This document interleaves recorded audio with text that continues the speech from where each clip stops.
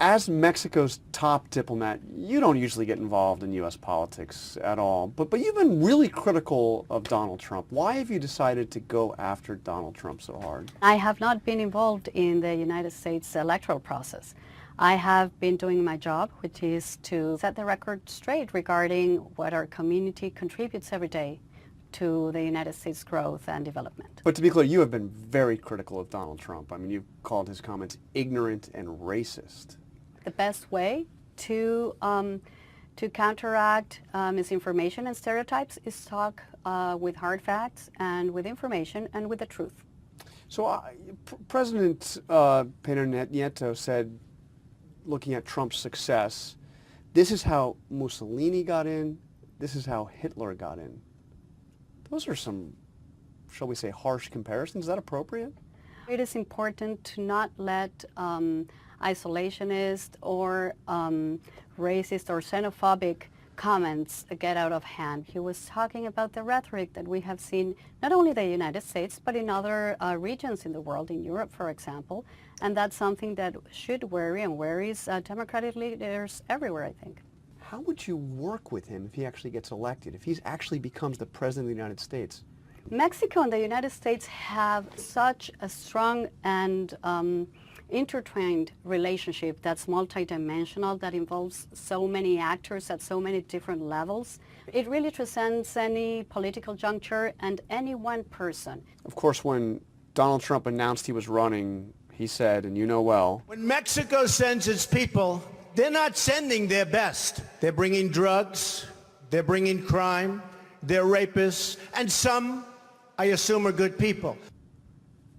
As a Mexican citizen, what did you think when you heard Donald Trump say that? Well, I really have to object to that characterization. Our community in the United States is comprised of over 35 million people.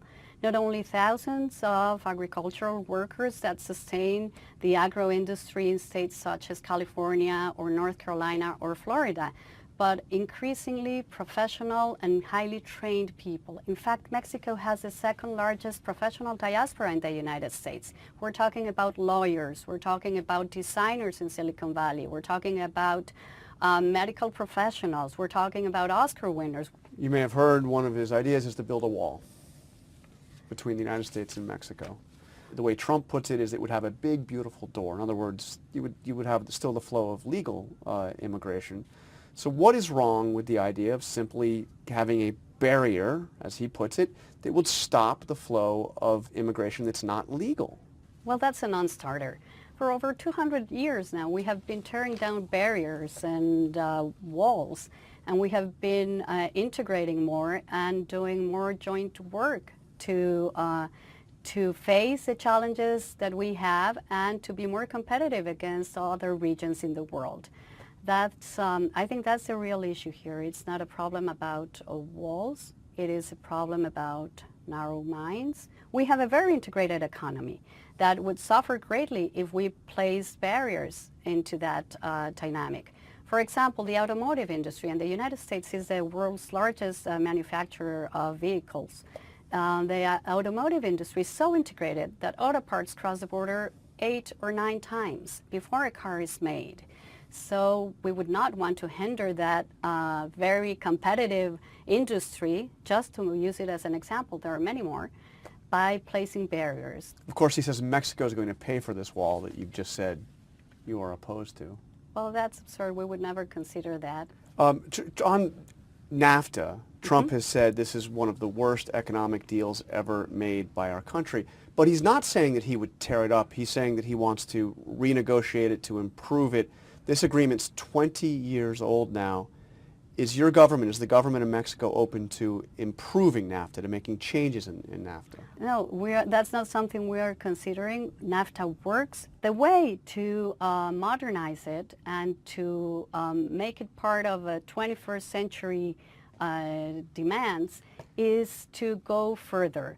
For us, that means TPP. For us, that means embracing TPP as a region to become more competitive, to deepen many of the disciplines that were included in NAFTA originally, such as telecom or labor, and to incorporate new disciplines that are part of the TPP, that weren't part of what we were discussing 22 years ago. I'm sure you've seen in our election, it's not just Donald Trump. Bernie Sanders made a big issue out of trade, portrayed NAFTA as a job killer. What do you say to those, like the citizens of Indianapolis who see Carrier air conditioner? The best way to stay competitive and protect the business for long term is to move production from our facility in Indianapolis to Monterrey, Mexico. This is strictly a business decision. 1,400 American jobs gone. I think that many people feel left out of the benefits of economic integration, and governments should focus on that, how to make everyone a part of these dynamics and of these benefits.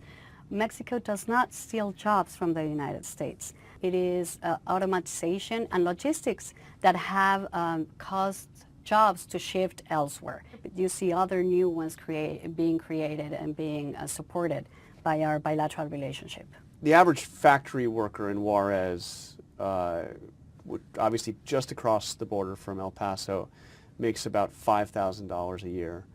Conditions are bad in the factories. We had 3 incidents in the past year. We had mass firings because people tried to form labor unions. How are American companies supposed to compete with factories in Mexico that are paying a fraction of what American workers are being paid here?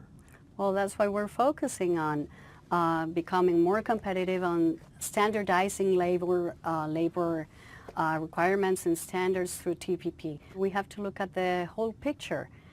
Mexico, US, and Canada have created thousands of jobs together through NAFTA in the past 20 years.